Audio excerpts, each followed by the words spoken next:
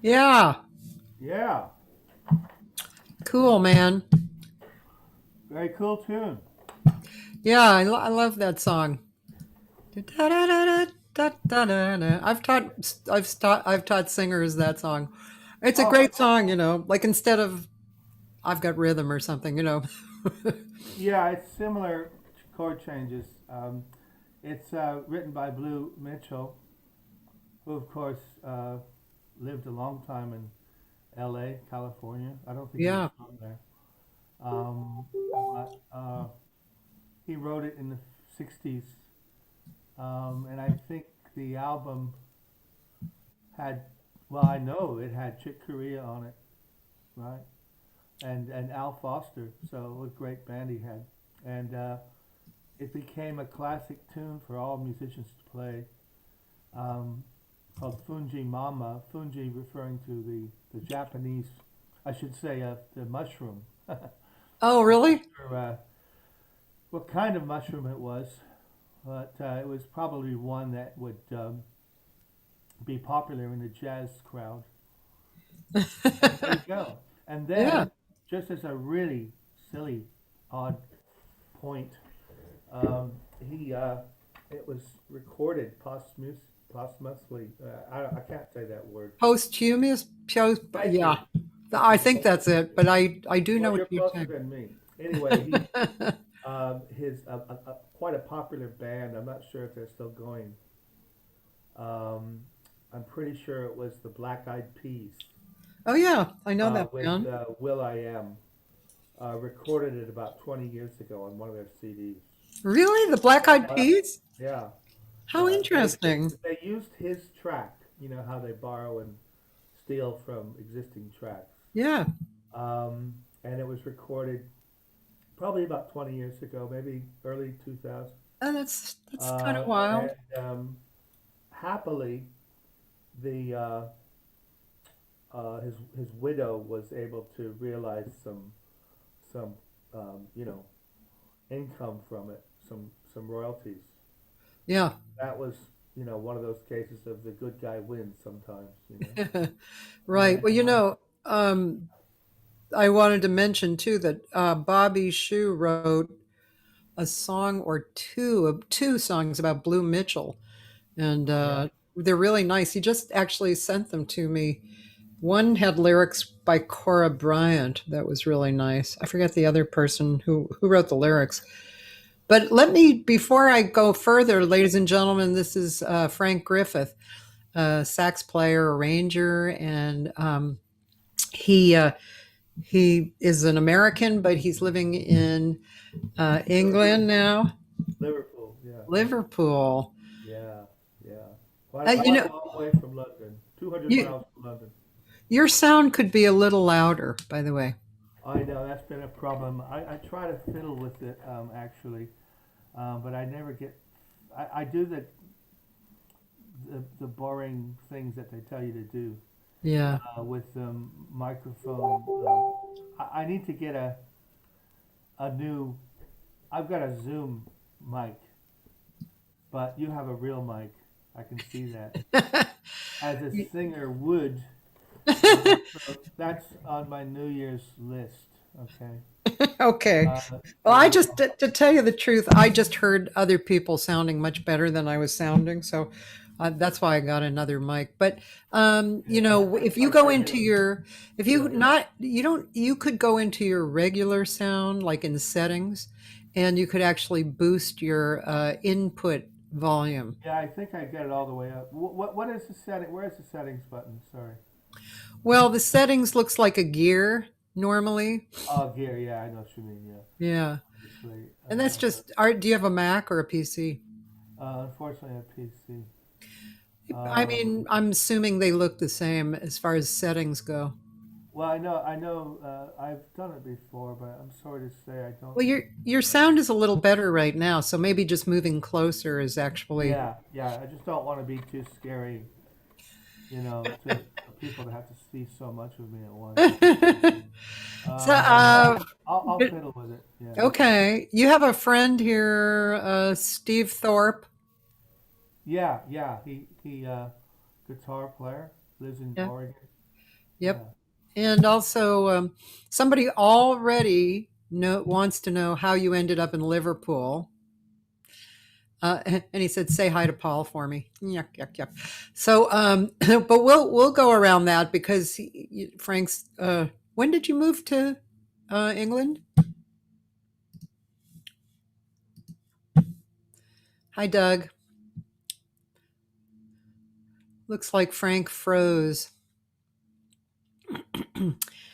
Being that he's talking to me from England, that can happen. And Frank sent me a whole bunch of music, and um, he's gonna come. He's gonna join on again, which is a good idea. And then the music, Frank Griffith music. Yeah, he sent me a whole bunch of stuff, which is really nice. What that he arranged, and let's see. While we're waiting for Frank, we could play a little. This is Easy to Love.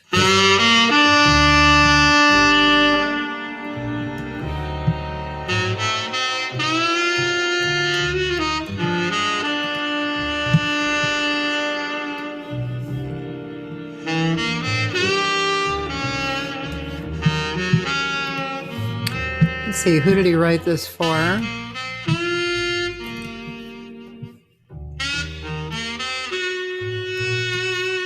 Oh. Actually, this was arranged by Johnny Mandel. So maybe he is playing on it. Here, let's listen to one of the ones that he did for Tina May.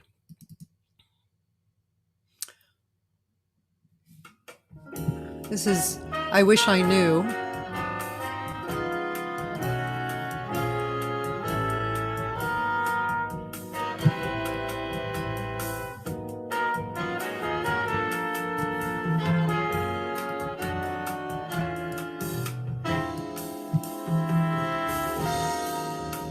I wish I knew someone like you could love me. I wish I knew you placed no one above me. Did I mistake this Hi, Robin. for a real romance? I wish I knew, but only you can answer. If you don't care, why let me hope and pray so. Don't lead me on. If I'm a fool, just say so. Should I keep dreaming on or just forget you? What shall I do? I wish I knew. Sounds great, doesn't it?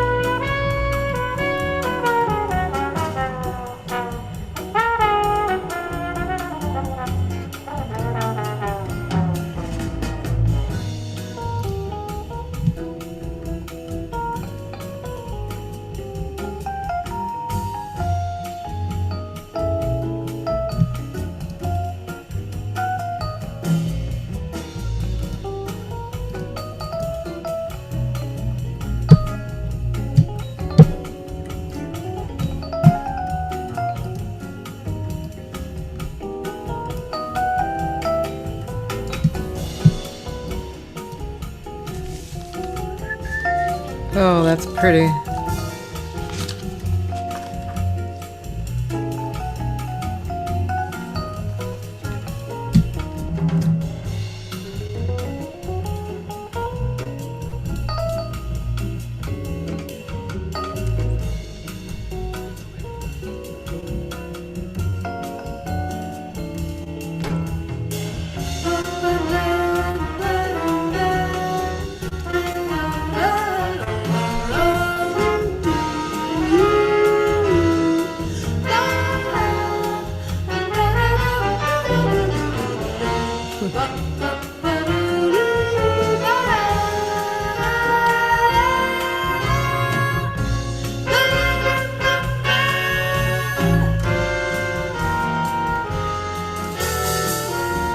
If you don't care, why let me hope and pray so? Don't leave me on. If I'm a fool, just say so. Should I keep dreaming on or just forget you? What shall I do? What should I do? I wish I knew.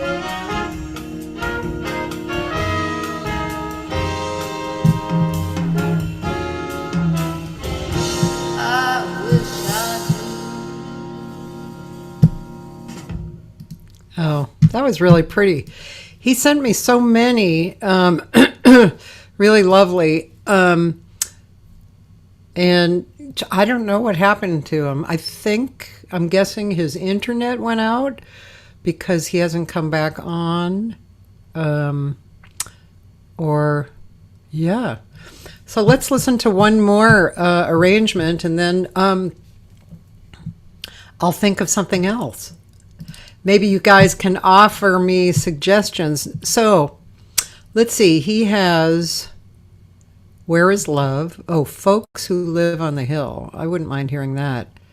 Oh, he has an arrangement of Ode to Billy Joe. Ah, there he is. Let's let him in the room.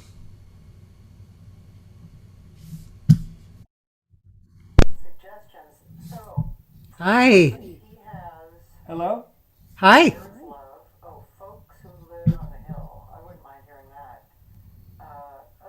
Hello. Hi. Hello? Hi. Can you see me again? I can, and I think you need to turn down the sound on Facebook.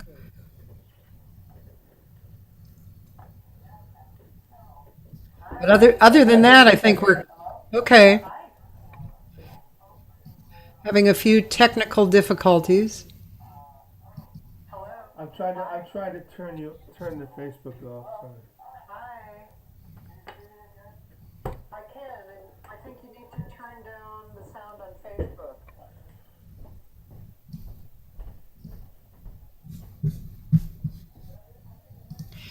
All right. You know, gotta love tech. Hello, can you see me now? Yeah, Can you see me now? I can. No? Can you see me? Hello? Can you hear me? I can hear you. All right. Sorry about that, folks. That's okay. I'm really sorry. The computer just exploded into a huge page of blue, Oh, saying that the world was going to end. shit. Armageddon. So, if I'm really sorry about that. It just has a mind of its own. It's an old computer. Blah blah blah blah. Well, you know, sometimes that happens, so. We have a laptop here as well, so if worst comes to worst. Okay. But I'm just saying that's what happened, and I hope it doesn't do it again. Yeah. Well, we have, maybe that's why you sent me a whole bunch of arrangements. Well, I'm glad you played that arrangement of I Wish I Knew, because I've never really heard it as a bossa, as a medium tempo. And I thought it worked really well as a medium tempo. Yeah. It was my idea to have a kind of a floating long form bossa feel where there's twice as many bars in the song. Does that make sense? Yes. Uh-huh. 64 bars. Yeah. So that made it nice for the vocal to swim over it, kind of. It's really nice. It's a great song, too, and she sounded great. And yeah, the arrangement was really nice. Beautiful. Here. I think that album was called Divas, okay? Yeah. And it was saluting the great divas. And that included people like Billie Holiday, who actually might have recorded that. No, she didn't. Sorry, I'm thinking of somebody else. The singers that we celebrated were Billie, Ella Fitzgerald, of course, who I think recorded. Carmen sang that song. Yeah, very possible. Yeah. And we also did one for Peggy Lee, Oh. which was Don't You Do Right. Uh-huh. How's that go? Do right. Yeah, do right like some other men Yeah, that do. one. Yeah. And we did a few songs. We had a Devo who was Chet Baker, a Devo, and we did his. I say his. He made a quite a famous recording of "Let's Get Lost." Yeah. So you get an idea of what we picked from the singers from the 50s, kind of. Yeah, yeah. Then you did, which I haven't listened to yet, and I want to. Billy Joe, Ode to Billy Joe. I always loved that song. Yeah, that's the greatest story behind it. I remember listening to it as a kid on the radio, Yeah. because that song came out earlier than you might think. I thought it was from the 70s. It has that vibe to it, but it's actually from 1967. You know, Really, Bobby Gentry was 67. a very Huh. uh, haunting. She had a haunting voice. I don't know if you are much of a Bobby Gentry fan. Well, other than that song, not really. Well, I don't think she made many albums, you know, Uh-huh. and she's still around, but she just gave up singing, you know, sadly. And she was from Mississippi. She was a real Southern girl. You So know. that story was really, uh, Well, it's got really that meaningful to her. mystique behind it. The way I'm sure it's kind of a weird comparison, but it was uh, you know that silly question they always ask Carly Simon about "You're So Vain." Why did she write it? Well, who's the bloke that Right, right. was it Warren Beatty? There was all these theories. People have entire websites set up to that I question. think she talked about it on in some interview or something. I think Oh, I she re- has. Yeah, she has. Yeah, yeah. Yeah, yeah. Anyway, no one quite knows what the puzzle of those lyrics were that Bobby wrote. Okay, because somebody died, didn't they? Yeah. I don't know if you've kind of analyzed the lyrics, but Oh, there was. definitely. I sang it a lot. Oh, okay. Sorry. Yeah, Yeah. yeah. Well, I think your voice would be perfect for that because you got that kind of deep kind of drawl thing going. Not drawl as in a southern drawl or anything, but you got that. Yeah. Um, it's got to be sung in a kind of a jazz register. If that makes Yeah. Yeah. I wouldn't want to hear a canary, like a real high pitched type of, you know, slightly nasal and cutting kind of voice thing that it wouldn't work. But I agree with you. Yeah. I really, I agree. I really like that song, and I actually remember the first time I heard it. So it definitely wasn't the 60s because I was driving. My mother and I were driving yeah. somewhere. We were taking a long drive, and I heard it, and I immediately fell in love with that song. I don't seem to remember listening to it probably till the early 70s, come to think of it. Yeah, yeah, But it was recorded in 67. And I've got the album, which, as you can imagine, is in a state, you know. That's the problem with vinyl, you know. I don't need to tell you about vinyl, do I? You know. no, my husband has like 10,000 vinyl. Wow. Wow. Yeah, he has the albums, and he also has about 5,000 45s as well. He's just Yeah. collected them forever. Well, the thing about vinyl is it's got a richness and purity that's unlike anything else. And if it's kept in good nick and you have like $5,000 to spend on a turntable, you're laughing, you know. But unfortunately, most of us mortals, don't have the option to, and it's not easy to tote around if you move a lot, you know. Oh, tell me.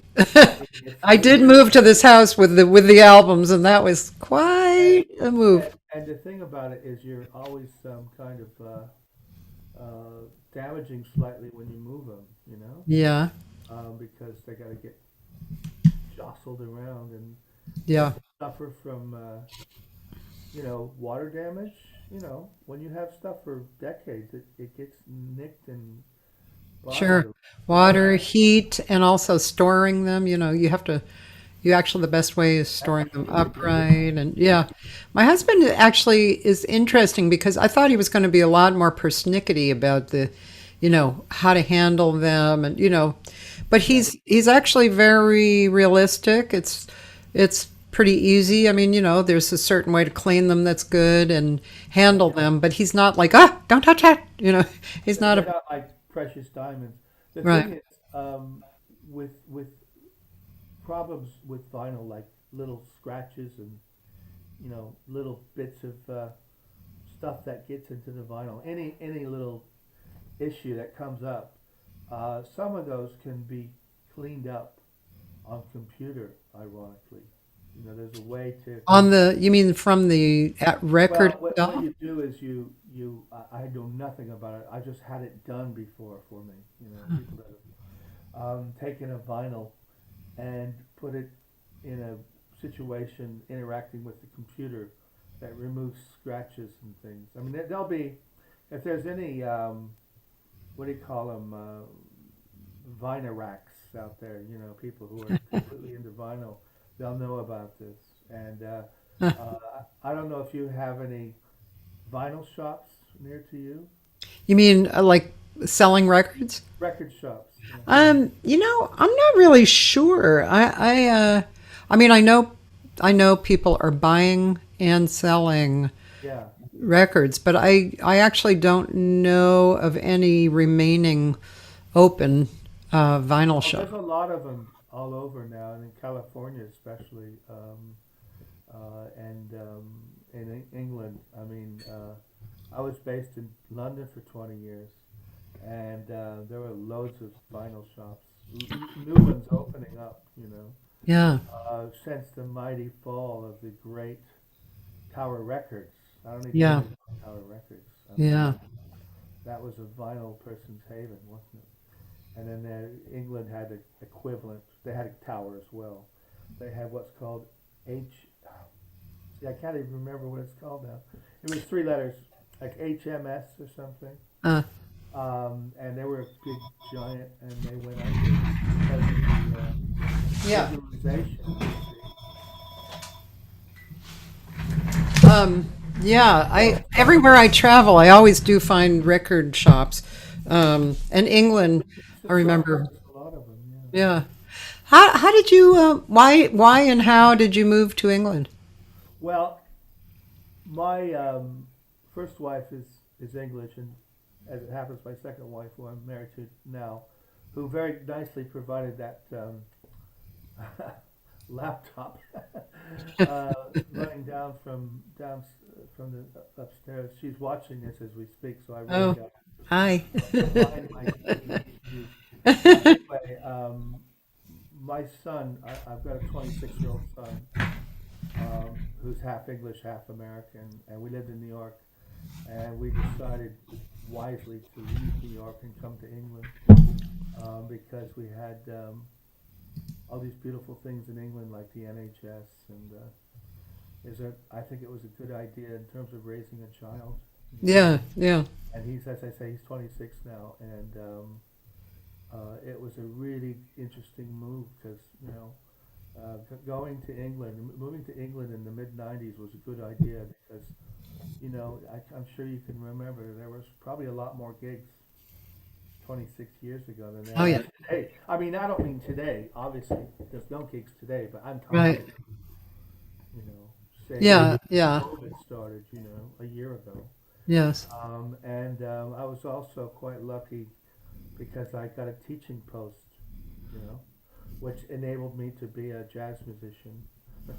yeah, Because you can't support yourself on just playing jazz gigs, can you? not usually. I'm sure there's a lot of people that can, but I'm not one of I don't know about a lot. I think there are people, but I wouldn't say that there are a lot. But most people I speak to are in the same position. And then them. even the really great jazz players, they're doing other things like studio gigs, and so they're not just surviving from jazz either. Broadway shows, Yeah, yeah. as you say, session work. Hmm. Most of the jazz musicians that I'm sort of in touch with, not so much the big huge stars, have have teaching posts. Most of them have teaching posts. Yeah.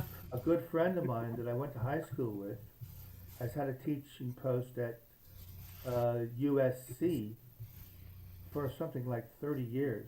Guitarist. He's called Richard Smith. Yeah, I know him. Oh, okay. Well, there you go. Yeah. We went to high school together and Oh, wow. played together. He knows Nancy King the same way I do, you know. Oh, cool.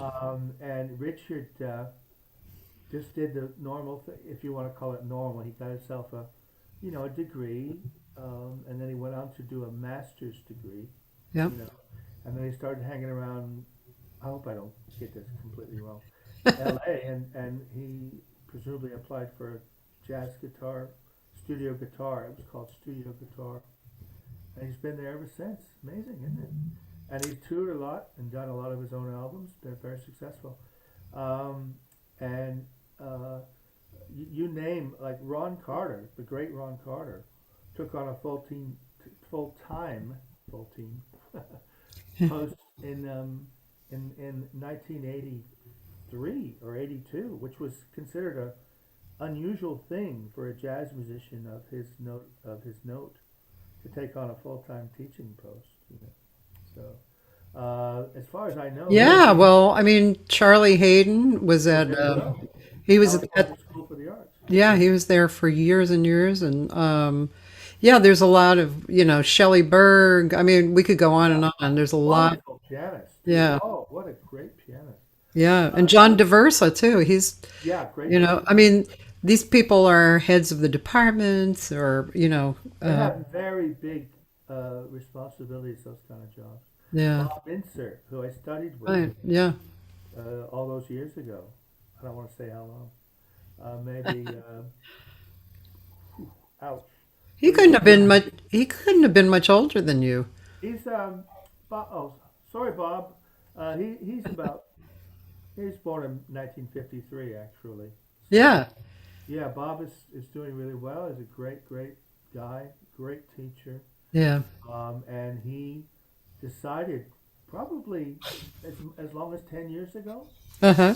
to leave New York and move to teach full time, run the jazz department at USC. Right. And I'm sure you're familiar with that program a little bit. I don't know Definitely. how Oh yeah. familiar you are with the college programs. Yeah, I'm familiar. I subbed over there a lot and subbed for that UCLA, and then I worked actually for about 8 years for California, California State University system, So yeah, Oh, the whole continent. I'm out of it. The whole state. Yeah. yeah, yeah. Um, I don't suppose Berkeley. Did you work there? Because that's got a good No, jazz scene. I didn't work there, but I did go back there and do some workshops. But that was quite a while ago. I mean, when I was married to my first husband for about 17 years, and I was traveling a lot during that time. That was, kind of pre-computer, heaven. I mean, we had computers sneaking in, but it was very, it was like you would contact somebody in Europe, and then you would send them a package of Oh man. stuff, so it wasn't like, yeah, it wasn't, it was a much different life, right? And then when I split up with him and I met my first husband, initially I slowed down traveling, and then kind of slowly got back into it. But yeah, so it was with my first husband. I'm pretty sure that I went back to Berkeley and did some workshops.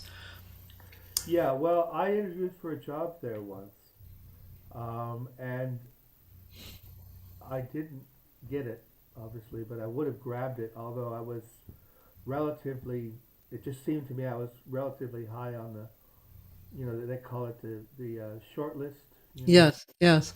and it was for a full-time post at UCal Berkeley, in Berkeley, obviously. And I'm not sure if it's continuing today, but they had a really big jazz festival there every spring, wasn't it? And so the post, I just find this interesting because they did not have a jazz degree there. You would think they would. Yeah, Speaking of record shops, Berkeley was, you remember Telegraph Avenue? And yeah, incredible. That was like the next thing to Summer of Love, Haight Ashbury and everything. Not that I was old enough to go, but No, you weren't. 67, I was about, 8. But anyway, I just want to say, I would have jumped at the job though. It was running the jazz festival essentially, but it was also teaching, at the university, like jazz classes. But a lot of courses, and I find this interesting, don't have jazz degrees, but they do have jazz classes. And I think the good thing about that is people who aren't there to do music can take advantage of those. Yeah. Yeah. In other words, somebody who's, doing science or math or whatever else, they often are interested in jazz. Yeah. I taught some people like that at Cal Yeah, I'm sure State. you have a singer, Yeah. loads of them. And I Yeah. think that's a brilliant thing, and I think that's the only way a lot of universities are going to stay afloat, you know. Yeah. Because, Where, oh, I'm sorry. Go ahead. no, I was just going to say the arts are really struggling at university level in the UK, but also in America. People don't want to get a music degree, do they? Because what's it going to do? You've heard this argument for years, and if people do another subject, I don't think it matters what subject you do at university. Pick something you enjoy. And then if you decide to go into that discipline, you can pick it up on a further graduate course, can't you? Or if you decide to go into another, you can do that as well. So in other words, let's say you get a 4-year degree in, I don't know, economics or something, and then you sing the whole time. You play or you act, and then you think, wow, I want to stick with this singing stuff. Then you can pick it up Yeah. on a master's degree somewhere, can't you? Yeah. Because I don't know, you could tell me, a lot of these programs are really desperate for students, aren't they? The graduate programs are more difficult to finance, aren't they? Because you're presumably older, and you'll have maybe start a family, or you'll have to work as well, and so the students are. I mean, this whole online lark has really affected universities in the UK. Because people, why are they going to come all the way from China to do a course here in the UK if it's going to be online? What do you think about that? Do you teach online? I do. I don't teach. I'm not associated. I'm associated with one school, but I'm not. I'm not teaching right now for them, and so I teach privately and workshops. But yeah, that I'm not sure what I think about it yet. I know a lot of people who are teaching classes online. I know that would be a challenge, wouldn't it? Depends on what Yeah. kind of class it is. Yeah. Well, I have a friend who's teaching an ensemble. Now, I mean, there's a whole That new, is amazing. I don't I know. know, there's a whole new way of doing that, and it's not, Oh, it's rewarding in one, maybe several ways, but not rewarding in the old way that we're accustomed, to. that everyone's accustomed to. Yeah, yeah, Because you get so many incredible players, as you know, at these yeah, higher education university programs all over the world. You know, every sort of major musical country in Europe has got an academy or two or three. You go down the list, Oslo, well, there's one in Oslo, but every Nordic country in Germany has 4 radio orchestras, with yeah. and you were talking about our friend and top singer Nancy King, who made an album with the Metropole. oh yeah, and that's based in just outside of Amsterdam, isn't it?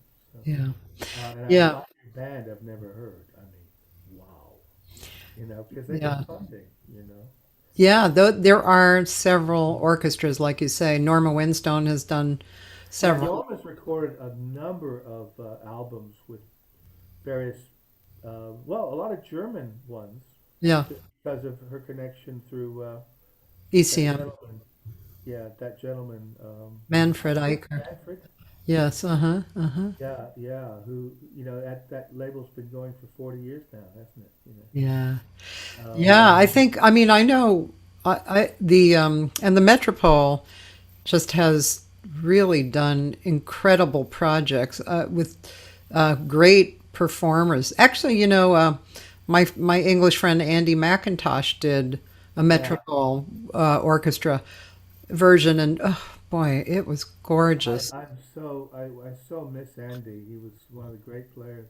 Yeah, And as you know, he left us when he was in his early 60s, yeah, actually. And I'm so miss him. He had the most brilliant, what they would call bedroom alto, liquid alto sound, you know. And I believe you know his wife, of course, Bonnie. who happens to be from California, I think. Yeah, actually, she and I. Uh-oh. This is a funny little story. So when I was 19, I think, 18 or 19, I was in this group. I'll try and find the picture later and show you. Yeah, I'd love to see it. I was in this dancing and singing group, three girls, and we were in Pittsburgh Yeah. in a show. Part of a show, there was comedians and music and dancers, and Bonnie was a dancer, Yeah. and Andy actually came through with Maynard's band, Yeah, that would have and been perfect. Yeah. that's where he met Bonnie. Yeah, I knew that was some connection right there. No, I spoke to Andy a lot about um, his his his meeting his wife and his residency in California Yeah. and I believe New York for a while. And Andy played on some key albums, some really important albums of Maynard Ferguson. Yeah. Yeah. And as you remember, those bands were all working full time. Woody Herman. Yeah. That's no longer the case. The only No. band that works full time is Lincoln Center Jazz Orchestra, which is Wynton Marsalis, Yeah. and of course they've been off since, well, obviously March, haven't they? So Yeah. they're not touring at all. And as it turns out, I was a young player in the '70s, and I heard all these great albums on Columbia Records. You know, great recordings. Remember those Uh-huh. albums? And Andy was on them, and he was kind of my hero, you know. And Yeah. the band started to move back to the States at that time. This Maynard, of course, was Canadian, but he left America. He left New York for he actually went to India. Can you imagine that? At the same time, the Beatles went to India. You know, India was very chic in the '60s, wasn't it? That was Well, Maynard's daughter is married to Christian Jacob. yeah, great pianist. Yeah, Wow, so they live right up the street from me, what a and great. I think yeah, you played him the other day. I think you played a little bit of him on a track when someone else was on. It was a good. yeah, I did interview him a while back too, Maybe I heard and that. yeah, and his wife was on too, and she's of course she's totally hip. She grew up, she's Maynard Ferguson's daughter. Well, she probably would be, uh, yeah. She wouldn't be like that young, I guess. But No, they're like in their, I guess they're in their early 60s or yeah, I mean, Chris was on probably. so many albums. I mean, I can't Yeah, believe this guy. he's a But wonderful player. just to finish up on Andy, I feel very strongly towards him because he didn't do a lot of jazz work in London at the end. He was just he had a recording studio, as you know, or he had access to one. Access. And he did he did the West End scene, which is Broadway shows. And he just wasn't the kind of person you'd go hear at a club, unfortunately. Yeah, I mean, he lived in Brighton at the end of his life, and Yeah. so he was just playing around there. He had several friends like Sarah Oshlag, the singer, Oh, and what a wonderful singer! Is she from Denmark? yes, she is. Oh, what a lovely singer! Yeah, Yeah, she's a wonderful singer. And yeah, yeah. Dan Shepard, the bass player. Yeah. Dan Shepard, great player. But Andy, and Andy's dad, you remember that Andy's dad was Ken McIntosh, who was like Wonderful the combination. Yeah. main alto player, right, in the studio Well, he scene. had a Uh, big band. Had a very famous. I say famous.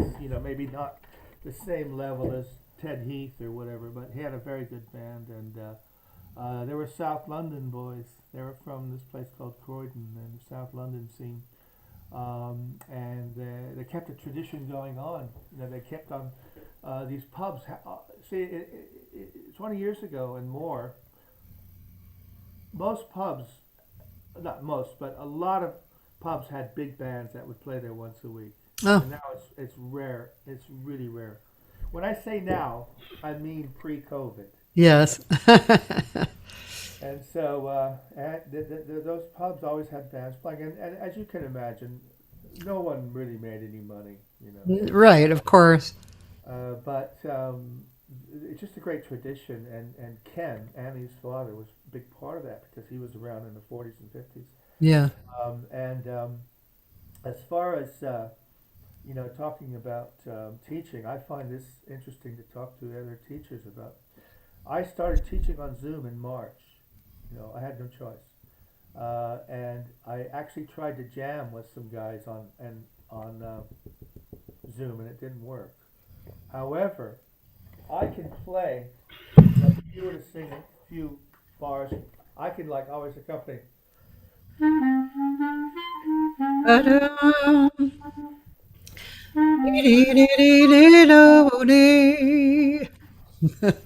A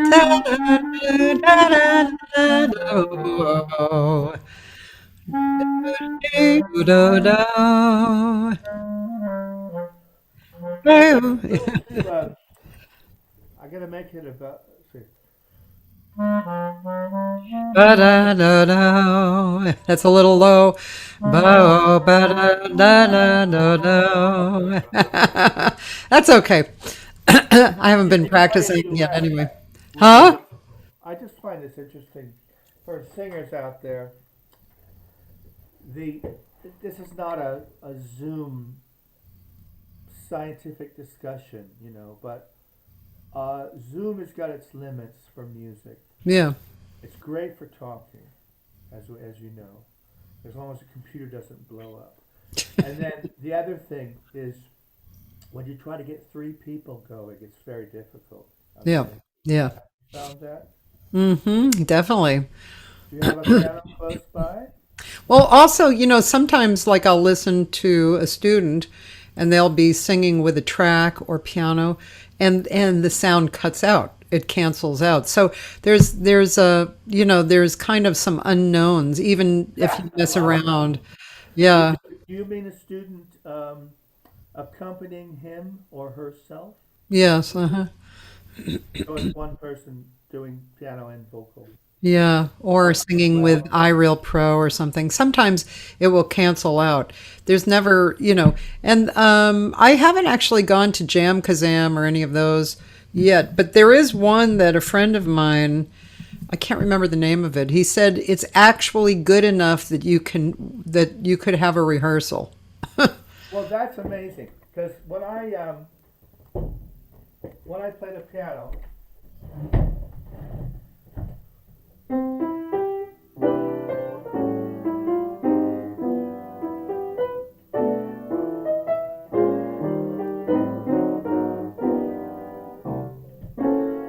I can't play piano. I'm just an arranger's piano, but my students say it sounds okay, but they can't really hear it because it's over there. It's like I don't know, 6 feet away.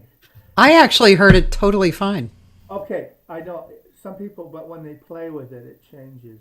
Yeah, I know. It's a So like I said, an unknown quantity or something. I think the long and short of it is that the great thing about teaching on Zoom, one to one, is that you can teach anyone, anytime, anywhere. Yeah, yeah, That's a rather obvious point, but I'm not saying it's as good as live in the room together.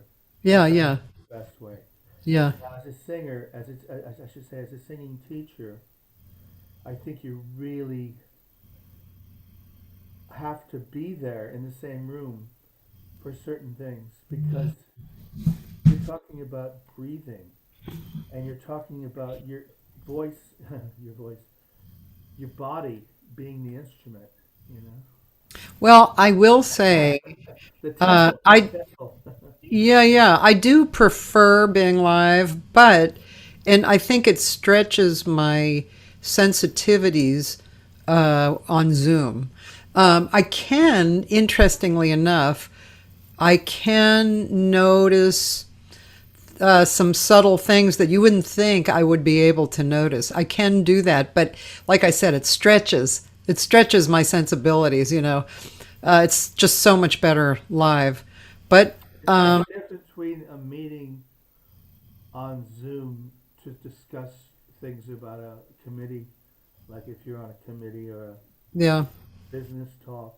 uh huh, So many vibes in the air yeah, that you don't get on Zoom. yeah, And when you go to a meeting, this has more to do with groups of people, not so much one on one. yeah, It's like going to a performance, exactly the same thing. The way live streaming is completely taken the world over. When you go to a gig, whether uh it's huh, a basement in a pub or Carnegie Hall, you choose what you want to look at and listen to as and when. Do you remember Norma's point on Monday? Brilliant show. I learned so much about Norma, who I know reasonably well. We've done a few gigs together and stuff. Um, okay, she was talking about hearing those parts on stage. Do you remember that point? yes, That was like so interesting. very interesting. And she couldn't hear them and interact with them the same way in the studio. Yeah, just Well, you're a even. singer, you must know that, having sang with bands. Well, I think the thing is that, you know, I was thinking about that when she was speaking about it. Now, or in certain situations, you could actually turn up each instrument or down, right? Because you have separate controls in the studio. That's But kind of it's not complicated. it's not the same as hearing everybody and then your own turning up and down, like, oh, let me focus in on the trumpet or, that kind of thing, Well, that was a which is what 20 she was piece talking orchestra. about. That was a 20-piece orchestra. Large and small, wasn't it? But don't forget that that was a 20-piece orchestra. And so that wasn't just, 10 people, but twice that amount. Yeah. The albums, of course. And there were like sometimes as many as, 5 or 6 trombones, 5 trumpets. It wasn't just, standard size. So all I'm saying is that if you're having to fiddle with all those knobs while you're recording, and don't forget they only had one day to do that album. That was one CD. Yeah. Can you imagine? And I don't think she got to go back and do overdubs, did she? No, she didn't. Wow! I mean, what a demanding thing. But this is a great album. It doesn't sound sloppy to me. It Yeah. sounds so right on. Okay. Yeah. And I was pointing out in my little notes on the side that she blended with the guitar and the flugelhorn. That when you think as a singer, when you're asked to blend with the guitar and the flugelhorn, that might seem a bit, wow. Are you sure?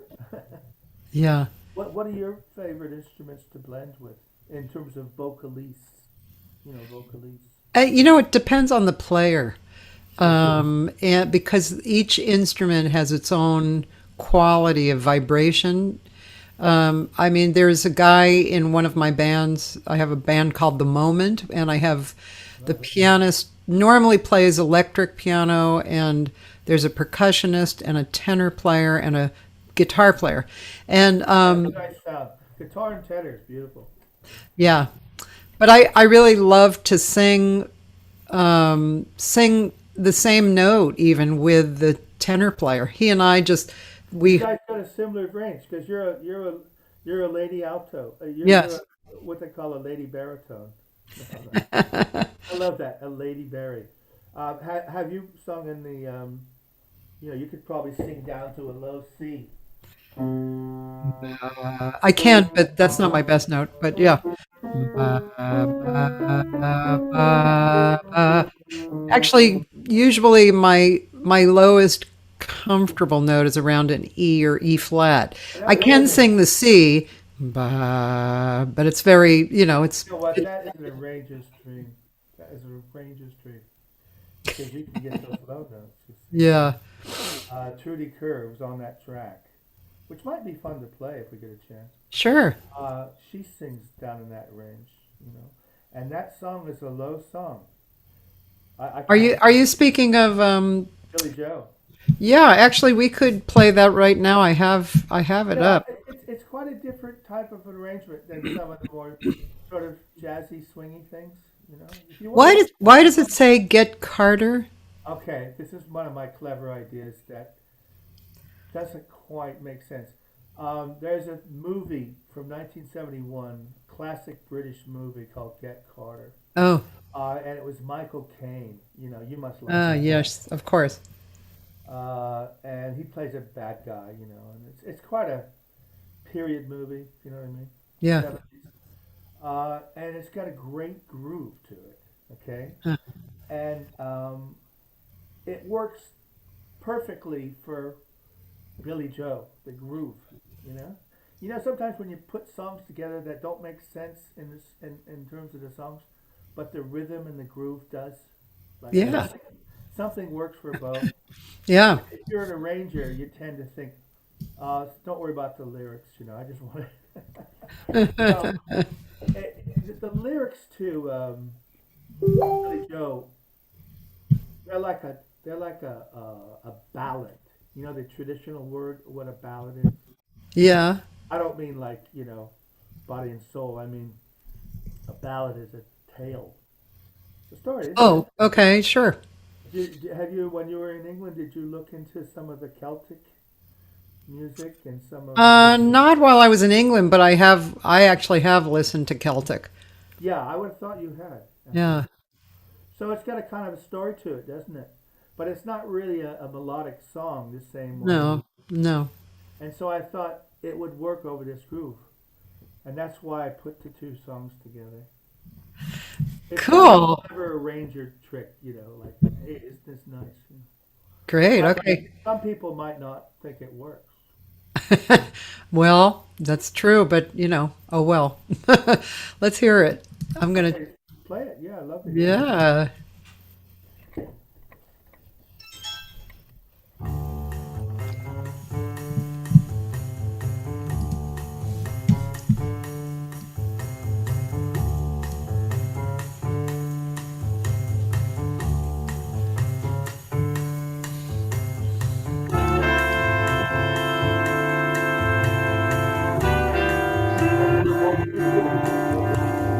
Nice.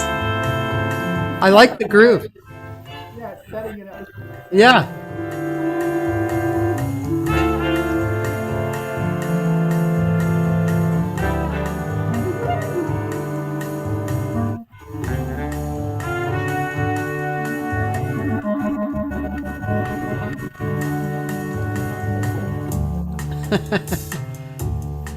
It was the 3rd of June, another sleepy, dusty Delta day. Nice. I was out chopping cotton and my brother, he was baling hay. And at dinner time we stopped and A walked lot of back people to have the recorded house this. to eat. Sorry, what? A lot of girl singers have done this. I, you know. You like Patti Smith? Oh, really? Wow.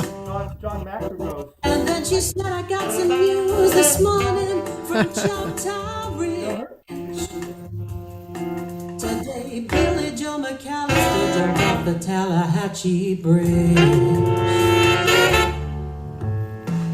Papa said to Mama as he passed around the black-eyed peas, hey, Billy Joe never had a lick of sense. A lot of singers love this. Biscuits, please. There's 5 more acres in the lower 40. I got a plow. And Mama said it was a shame about Billy Joe anyhow. Seems like nothing ever comes to no good up on Choctaw Ridge. And now Billy Joe McAllister's jumped off the Tallahatchie Bridge.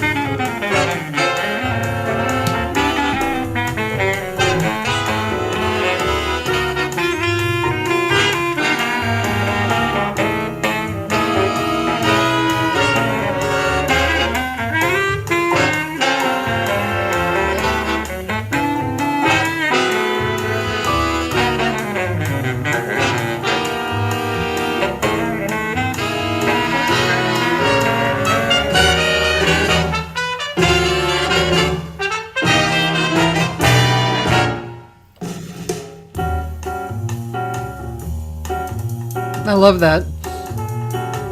Arranger nerds. A year has come and gone since we heard the news about Billy Joe. James, you hear the Keith James there, kiddo? Yeah. My brother married Becky Thompson, then brought a story to Paulo. And the dynamic change was great. Was it voted around? Papa caught it and died last spring. Mama doesn't want to seem to do much of anything. And me, I spend a lot of time picking flowers up on Choctaw Ridge. I drop them into the muddy waters of the Tallahatchie Bridge. Into the muddy waters.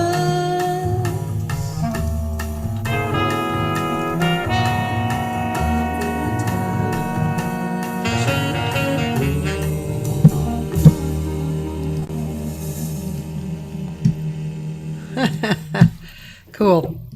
Yeah, sharing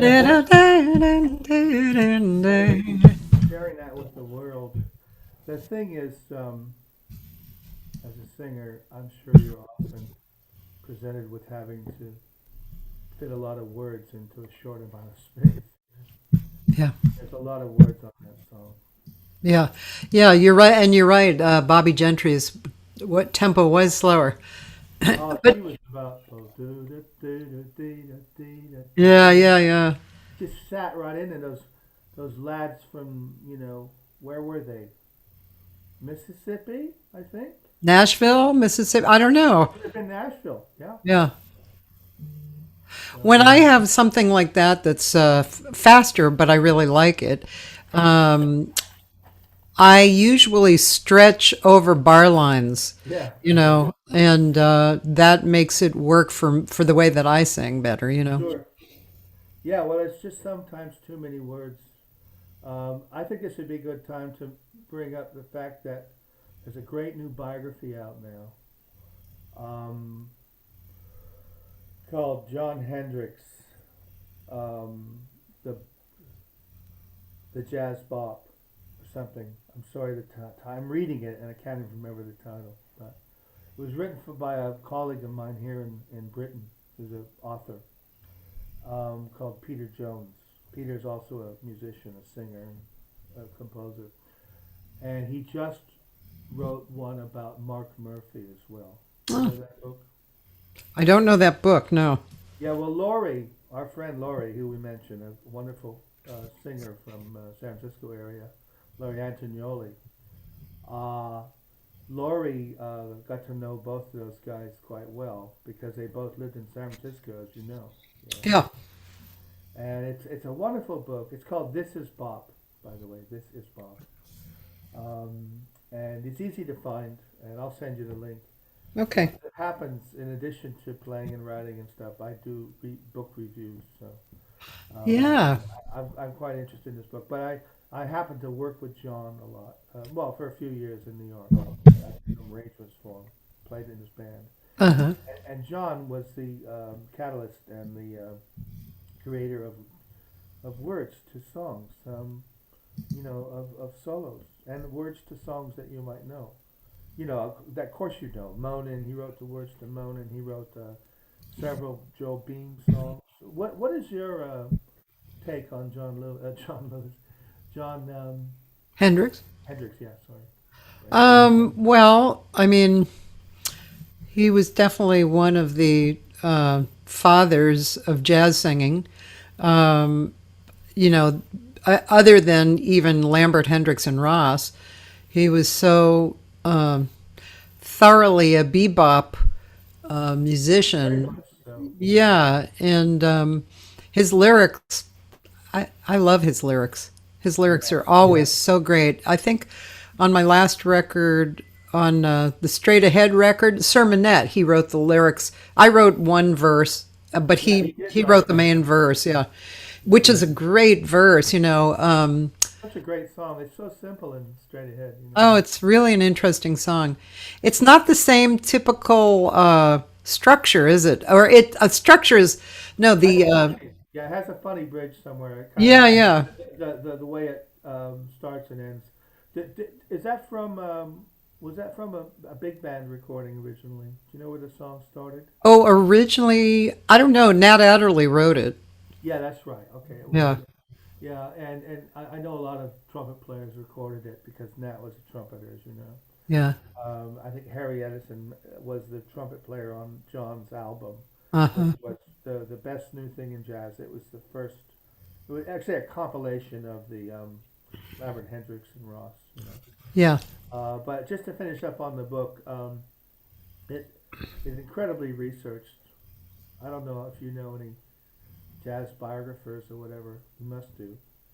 But the ends they go to do interviews and you know Yeah. they can't ever pay what they do. You know what I mean? No, I'm sure There's not. hours involved in being a writer. I mean, it makes our job look a little bit easier. Yeah, Because yeah, of the hours put in, to learn songs and to write songs and copy them and all that. Anyway, it's a great book. It doesn't pull punches though. You know, John.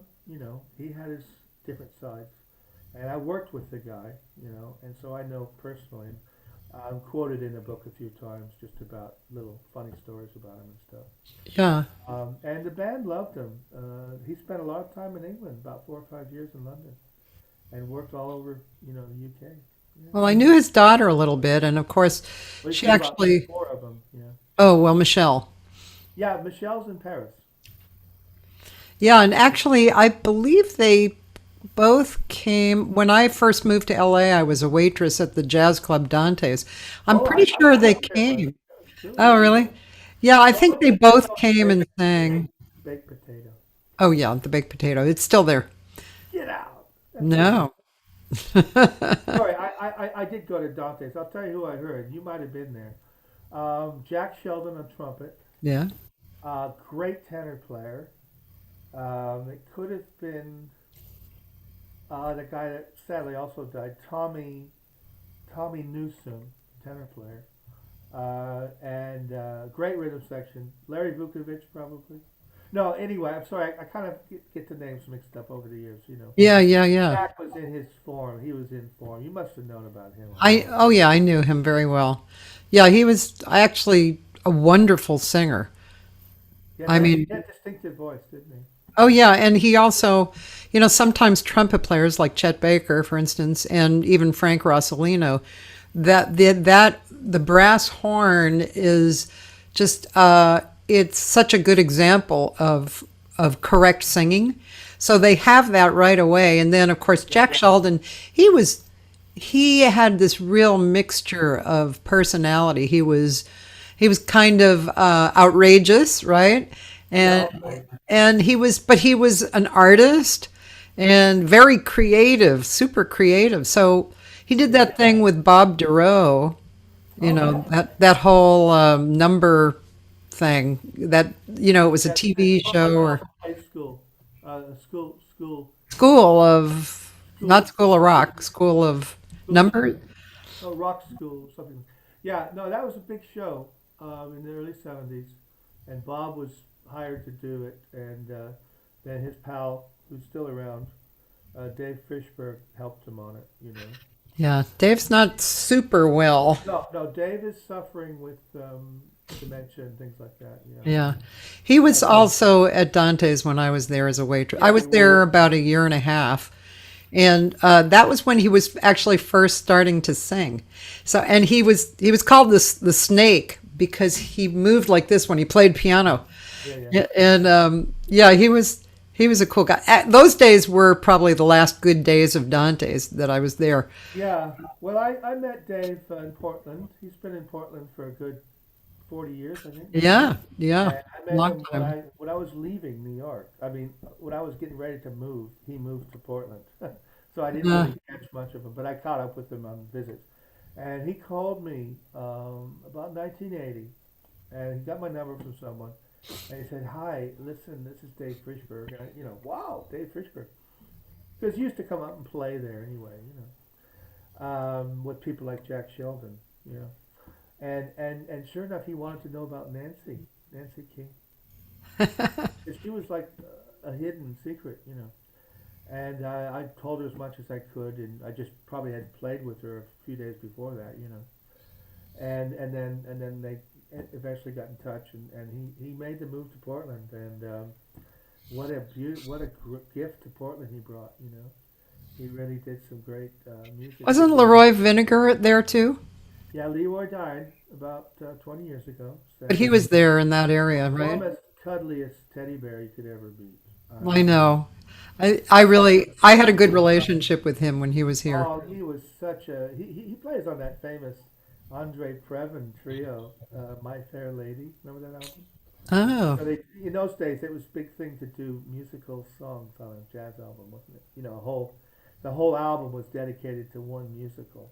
yeah. And as you know, My Fair Lady, what great songs.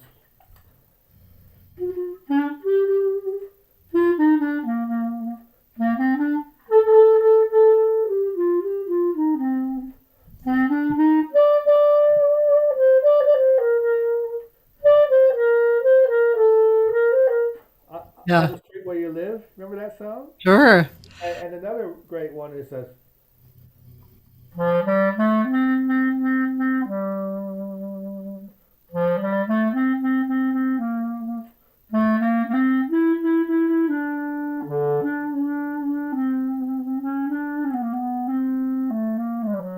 That's a lovely old song too. Yeah, that's one of my favorite songs, I I'd have call to it say. "I've thrown a custard into your face." But Hey, so Frank, let me ask you. I'm talking too much. Go ahead. No, you're not. But let me ask you something. And by the way, it was Schoolhouse Rock for us whose minds are going. But It's a by great the show. way, Go on, watch it. did I tell you Robin Blakeman is on? Oh yeah, Robin's a good pal of mine. Lives in Yeah, Brighton. yeah. Robin is a good arranger, and he knew Andy. They have a mutual friend, and who you probably met, called Colin Anthony. He's a lovely singer down Croydon way. Yeah. Yeah, yeah. The other mention I wanted to say is our mutual friend Johnny Pierce. Remember John Pierce? Yes, he was on my record. He's on that album that you played with Tina May. Oh, okay. Yeah, yeah. I He's did a play wonderful that for him. player. Nice John, I put person. them on it. Remember the Rhodes? Remember how popular the Rhodes was? Sure. Don't tell me you have one. No, I do not have one. I do have two keyboards, but I do not have a Rhodes. Good job, because you'll ruin your back trying to move it. Um, yeah, no, John played it. It just happened. I wanted to say when we played that track of, I wish I knew. I asked John to play. The studio had a Fender Rhodes, and it was perfect. Oh, the Uh, Rhodes had such a great sound. it's such a rich sound. It's Yeah, like a real instrument.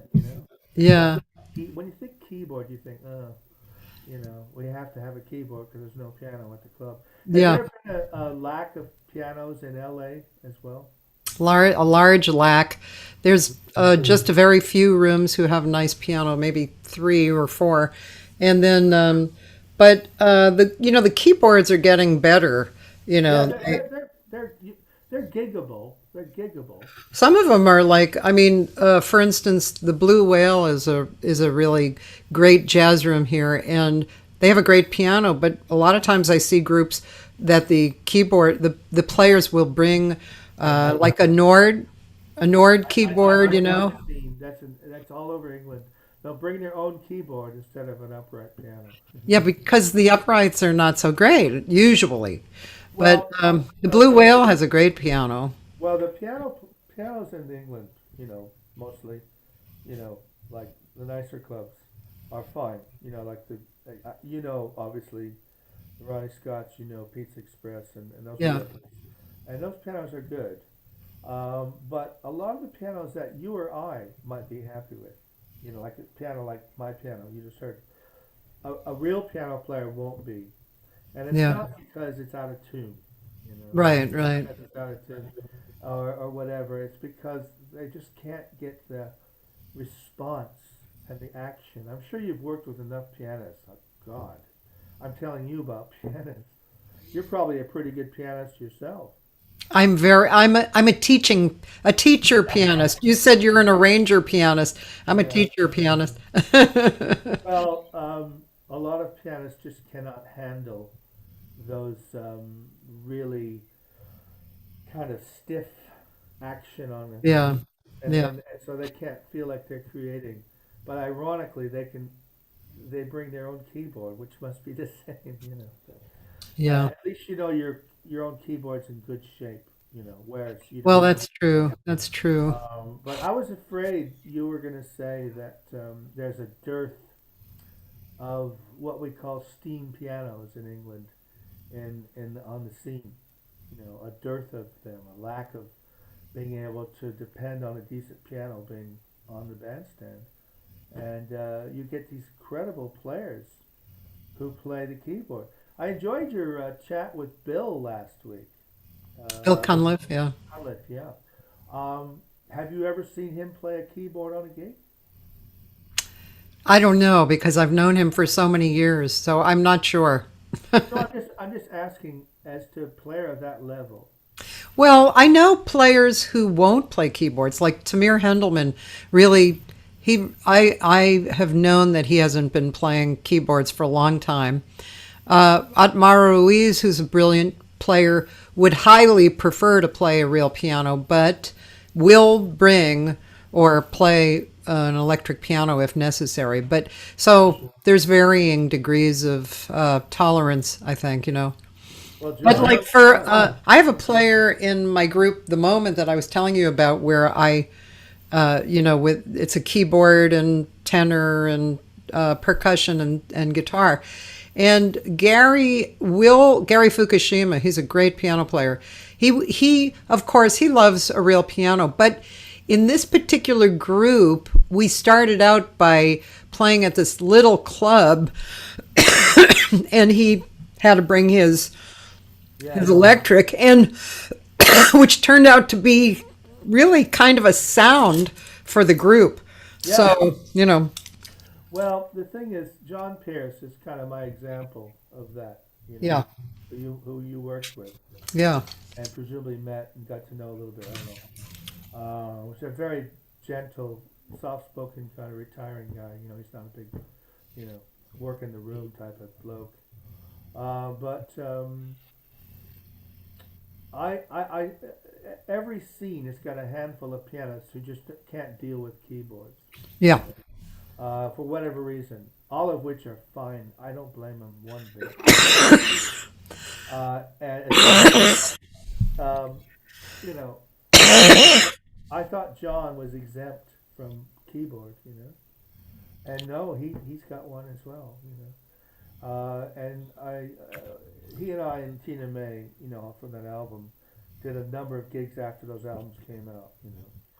And sure enough, we got hired to do a really nice hall, big hall, a new concert venue, but a hall, and probably sat 200 people or maybe 150, something like that. Smaller, but big enough for what we do. And sure enough, we we fortunately we found out that the place did not have a piano. Can you imagine? I mean, we're not talking about a bar. We're talking about a concert hall. And sadly, he had to bring his keyboard, you know. And then we found out that there was like an upright piano behind the scenes, you know. Oh, Yeah, because sometimes they have a rehearsal piano or something, you know. yeah. But I mean, that was appalling. And if it was, you know, some of these names you're mentioning, or obviously um, Christian Jacob or whoever, they would have, somebody would have insisted on having a real a grand piano, and they would have Yes. one, you know. And we've done that before too. But I just think that when you don't have a grand piano for a lot of the kind of music we're doing, you're missing a trick. You really Yeah. are. You know, and part of it is it's just what it looks like. Now, someone might say, "Oh, that's just superficial. That's a facade. That's not important." But no, it's everything. The music is everything. It's visual.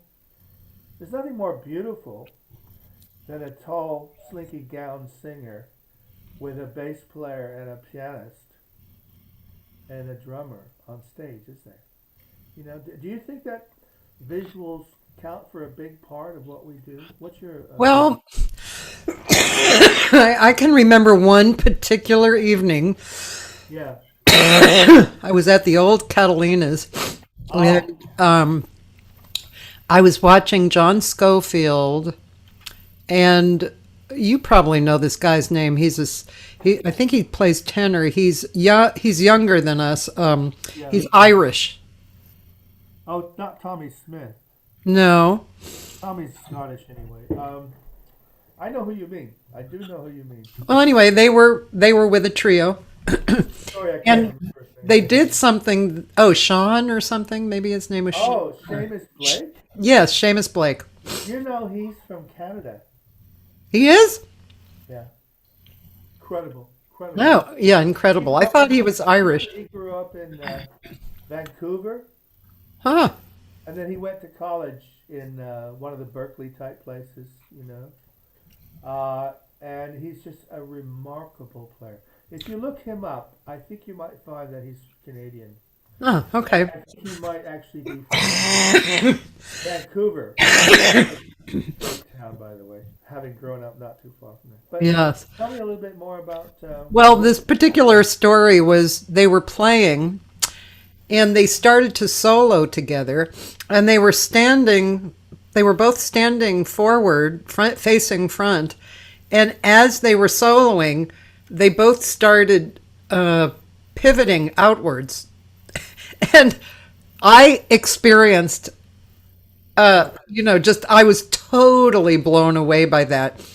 Now, I think if I had just been listening, it would have been wonderful too. But with the addition of that visual, just thinking about it makes my body all too. Yeah, it would do. Yeah. So, yeah, I agree with you. I think a performance includes everything that's there. And, if you can't see, if you're blind, you're not going to see that, but you might feel that in a particular way, because of other people's perceptions and manifestations. Well, I think it's like when you watch a movie or a play. In the movie, when you watch a movie, of course, you can only see what the camera shows you. But if you watch a play or like a stand-up comic, you can look at whatever you want to look at. There's always somebody sitting next to you reacting to the comic or to the play. Yeah, Or you can look at, they talk about, I assume you have some experience and knowledge about theater as well. a little bit. I just, as you go through the education of being a singer, which you've done since you were a child, Yeah. presumably you studied acting, not officially, but Yes, definitely. I acted a little bit over the years. you need to be an actress to sing certain songs, in a sense. You know that Julie London was an actress, Mm-hmm, right. and I'm not sure how big a Julie London fan you are, but I'm mad about her singing. I was never a huge fan of hers. I was always more like the Ella Fitzgerald and Carmen and Sarah. I like the way Judy sings things like "Cry Me a River" and stuff. But anyway, the reason I mention it is because when you're watching an actor or a scene, and if you're studying acting or acting, but especially studying it, they always say it's not acting, it's reacting. You know that old saw, don't you? You know, it's what you don't do. You know, it's how you react when someone else is at the center. You know, Yeah, yeah. and that's what I love about rhythm sections.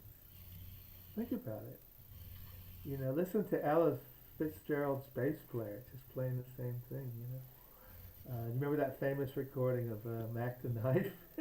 Yes. She goes for about 20 choruses. And what about How High the Moon? Remember that one? Yeah. Oh, she sings it for about sort of, and the band's just going at it, you know, just playing. You must know so many great drummers in the South West. I mean, that you've played with who are Yes. just really top players. They just Oh, play, they just yep. play the drum. They don't like show off and have to show all the licks they can do and the quadruple paradiddles, you know. But I did want to mention another thing ask you about actually. Are you a student of Ellington's music at all, or Billy Strayhorn's? Um, I've never deeply, I've never deeply gone into it.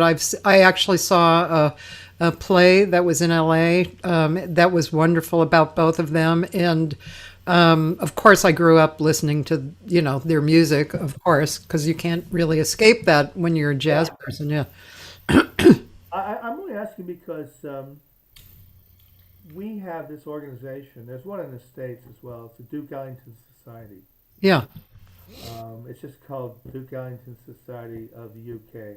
uh huh, And if it's okay, I'll send you the link and everything. sure. Because we have a Facebook page, you know. If any of you out there are getting slightly bored with my droning, just go on to Duke Ellington Society UK and you'll see our Facebook page.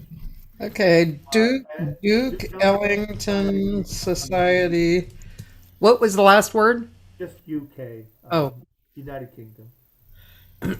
All you have to do is put in Duke Ellington Society UK and you'll find it. It's easy to find. okay. And the reason I mention it is because Billy Strayhorn wrote his own lyrics, didn't he? You know, he wrote those great lyrics to Daydream and even Satin Doll, which I think you've probably sung about 3 million times by now. Probably. And of course, Lush Life. Oh, great key, D flat.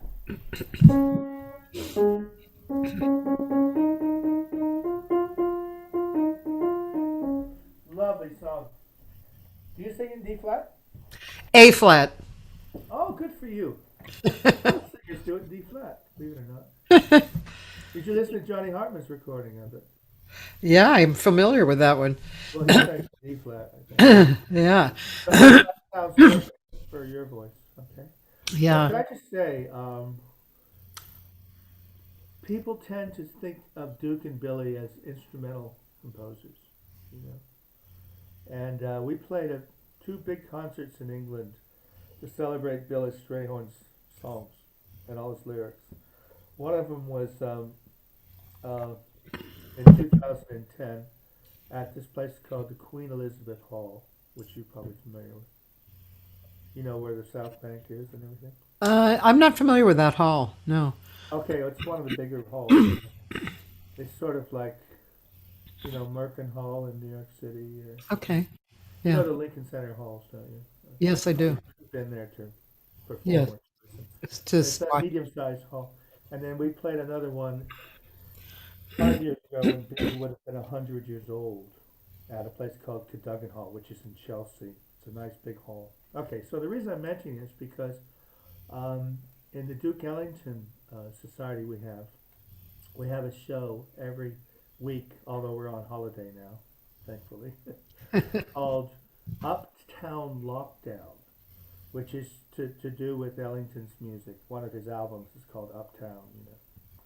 And uptown's a jazzy word, isn't it? Hey, "Let Me Off Uptown." Remember that, Anita O'Day? Yeah. How could you not? How could you not know Anita O'Day if you're a jazz fan? She was the greatest, wasn't she? Yeah. She enjoyed herself, though, didn't she? Oh, yeah. You think she drank in the riches of life? Sorry. Um, sorry, I'm going off. But I just wanted to say that we've had some wonderful singers guests on the show. It's very much like this. It sometimes go like a couple hours. Oh, And we have live tracks. I play a bit and stuff. yeah. But we've had singers, and that's one of the reasons I mentioned about duets, because I was able to play along with, well, Trudy, the girl you just heard on that Bobby Gentry. Yeah. She guested, and she did a lot of Ellington. Did you know about his sacred music? Yes. Sacred music, Yeah. Mahalia Jackson and stuff. Yeah. Anyway, so we've only had about 4 singers on as guests, Hmm. most of which were British, gals. Well, Trudy's Australian. Anyway, who's counting?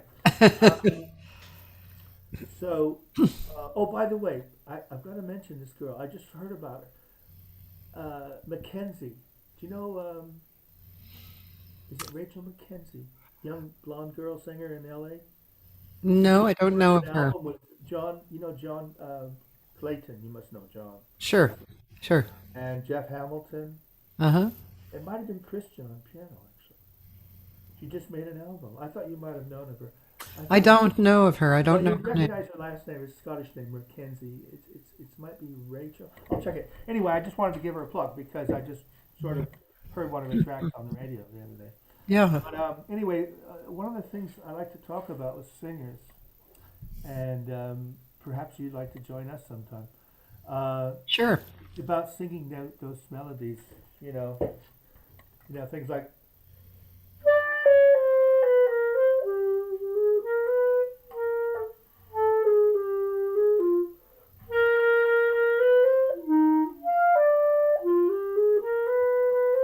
You know, that's That's a a hard one gorgeous to one. sing, isn't it? That's a But beautiful one. Yeah. do you do Beautiful. do you do that one, the ballad? Uh,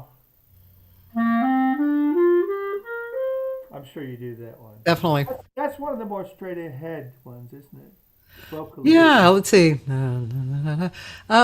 You straight ahead meaning, not too angular. Like, uh, but that opening line is pretty, yeah, it's a interesting. mouthful. Yeah.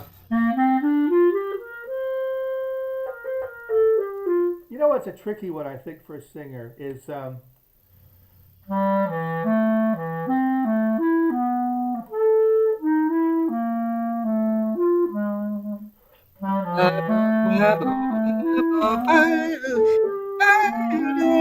Yeah. well, I'm sorry, it's so difficult. Sophisticated lady.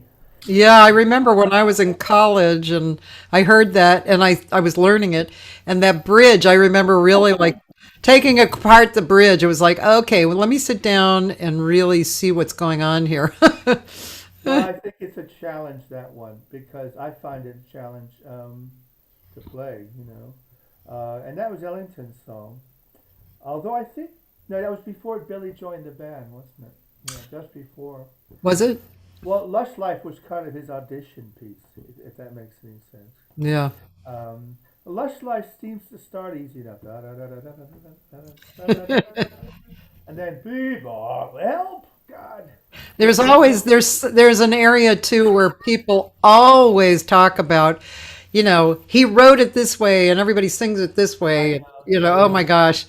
I'm tired of hearing about that. It's like, okay, okay, so it's one note. And Well, the music that I have, all female singers, Trudy Kerr, who yeah, you've heard, and another singer who's actually from New Zealand. okay. Her name's Louise Gibbs, and she's a wonderful interpreter of Ellington. You probably heard about St. Paul's Cathedral, didn't you, when you were in London? St. Paul's, it's like a really famous.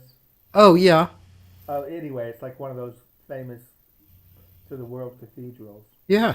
Well, they have this incredible pipe organ there, don't they? Cathedral. Uh-huh. And as it turned out, they wouldn't allow any jazz to be played in cathedrals. in England for a long time, and that was the same with America probably. I don't know. Was it? I'm not sure. Well, Ellington's music was played at cathedrals, wasn't it? You know, Yeah. that was trailblazing thing to have religious jazz music written and played in cathedrals because jazz was the devil's music, wasn't it?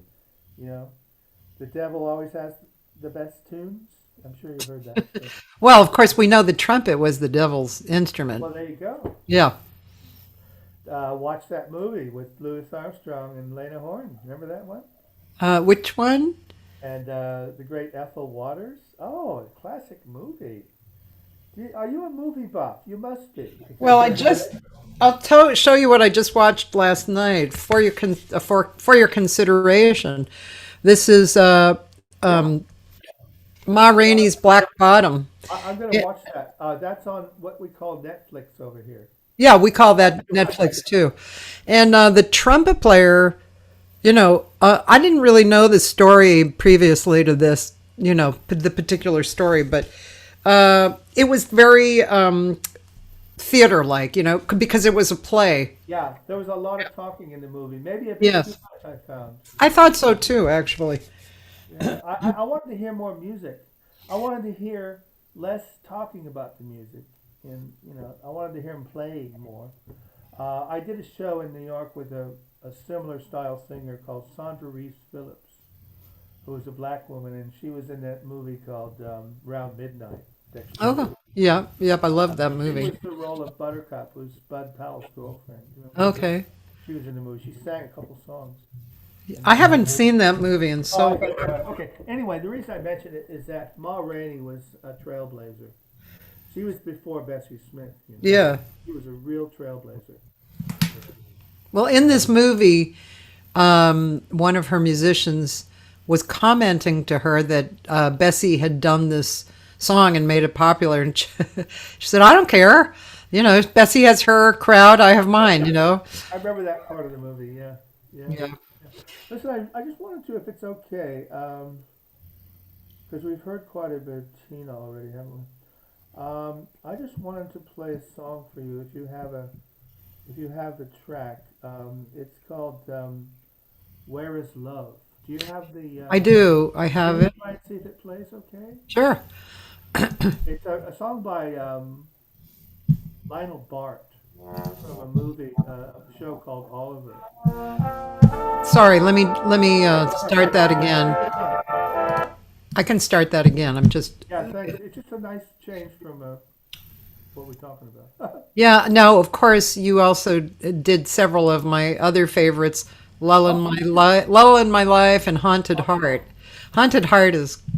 Oh, that's a killer song. That's a tough song, isn't it? Yeah, and you sent me Folks Who Live on the Hill. Oh, You you know. like Jerome Kern, do you? Oh yeah. Who doesn't? Jerome Kern's the granddaddy, isn't he? He's the granddad. He's the. So good. So, but you want me to play this one though, right? Yeah, it's instrumental and it's a little bit kind of different vibe on it than some of the swing type numbers Okay. Yeah, here it is. Just try a little bit of it for us. Yeah, thanks, kiddo.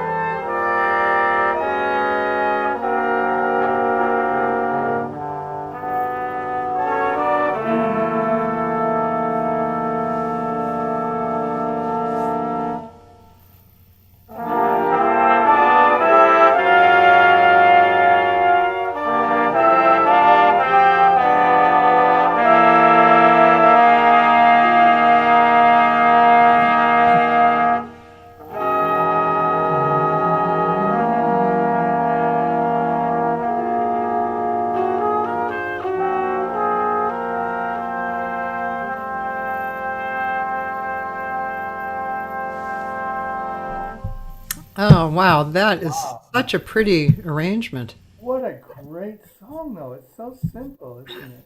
It's It's a beautiful song. And what's more, you wrote the arrangement in my key. oh, that's perfect.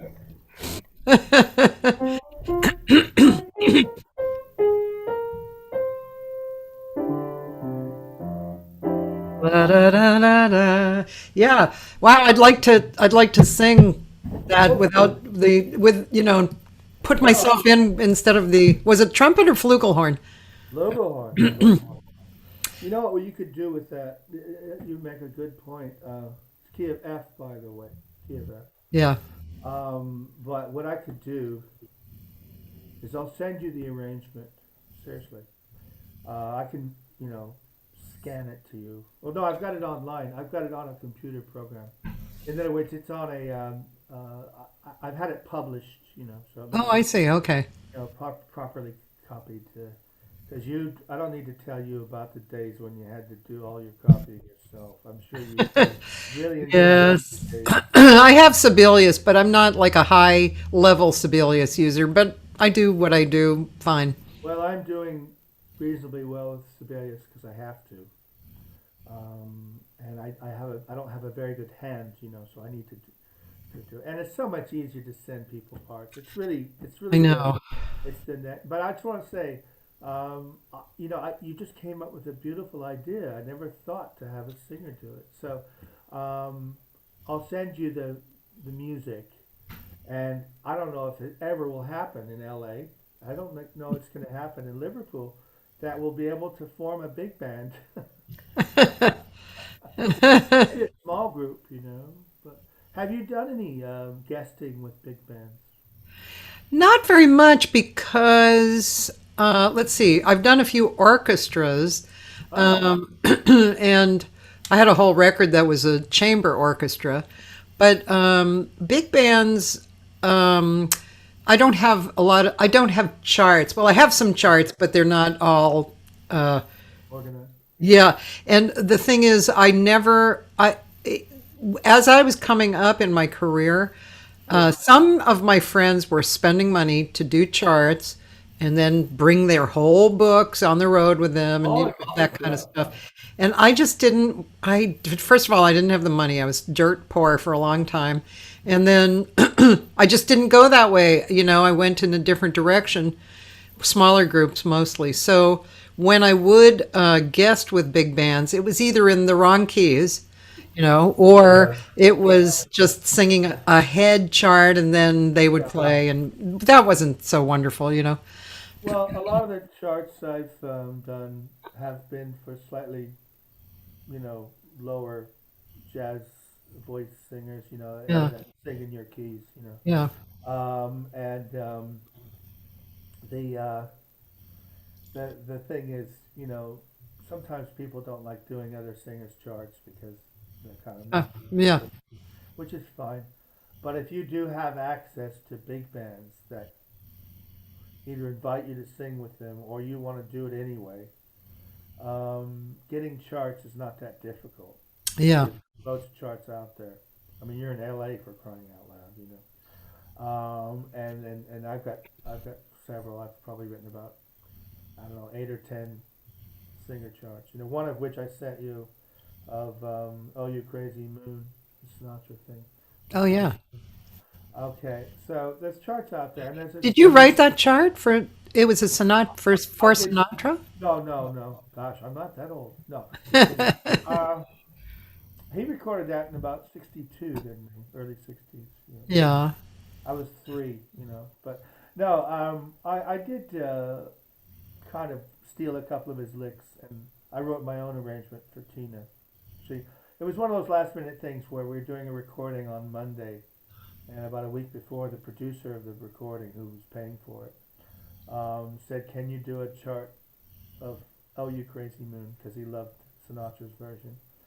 So of course Oh, Tina and I I kind see. of conspired, and I just felt like it should be ba ba da ba dee doo da ba ba dee boo da, and Sinatra's version was slower, but it worked. It Yeah. Tina's a really good singer.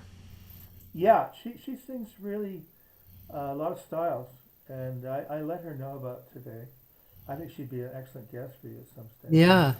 By She's the way, Frank Amsalen yeah, my says hello. pal. He says hi. Oh, my grumpy friend. You remember seeing him on the screen? Frank? Yeah, that's how I found out about this show. It's his fault, you know. Oh, Frank is my pal. I've known him for too long. I can't even tell you how many years. Well, I met him.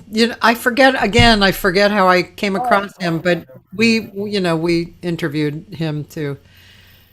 Yeah, no, he's a very good singer himself, and Frank, you didn't tell me. Did you? Did you tell me you sang?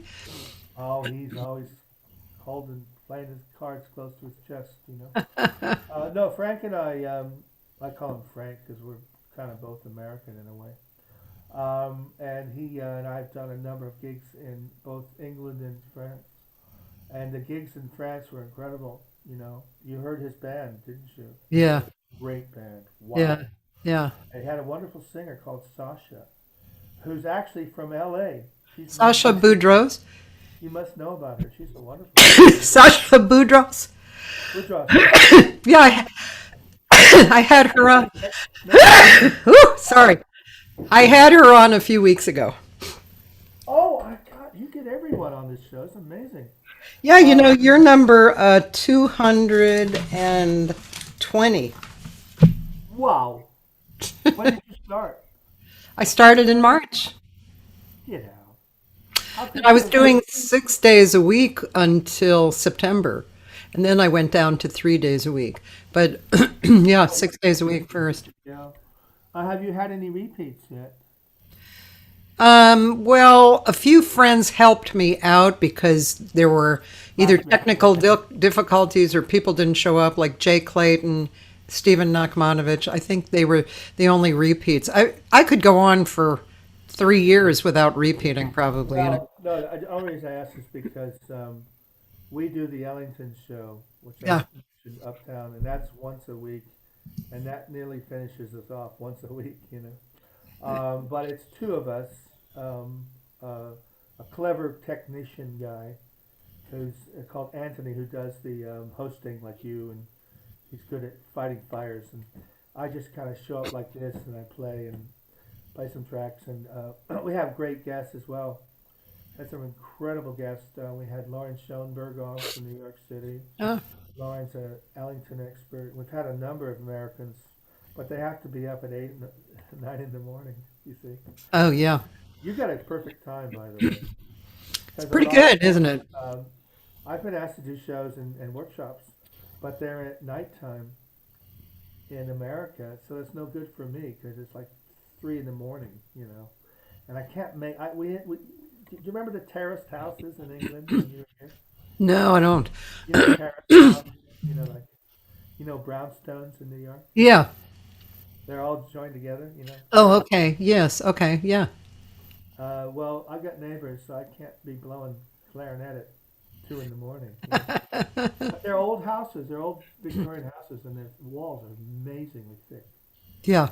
I don't know if you live in a sort of a newer house or an older house. But I live in a house built in the 50s. yeah, so it's probably pretty sturdy. And by the way, I noticed our walls are the same color. I know, but I want to get a fake backing. Your backing is incredible. It's Your beautiful. backing's cool. It's okay. My wife designed it all. She was completely in charge of the paint, the colors, everything was going, and I just try to keep it clean, But I'm hoping to. It's a small office. You can get a gist of how big it is. It's big enough for a piano and a computer and Yeah. my horns out, so I don't have to pack them up. But as far as the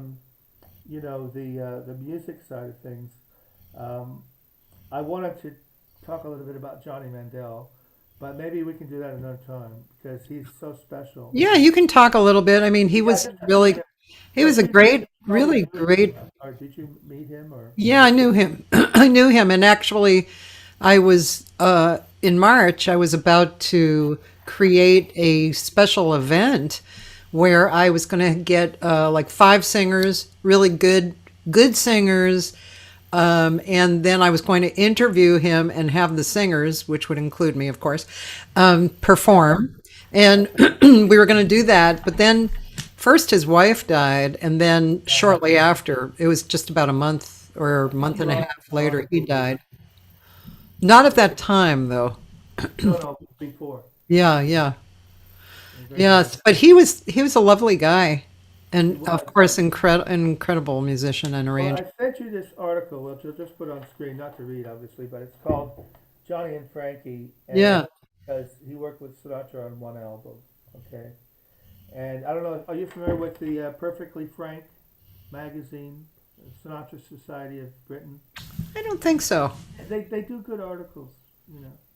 And I think that the fee for it is like £5 a year. You know? Oh, I mean, come on. cheap.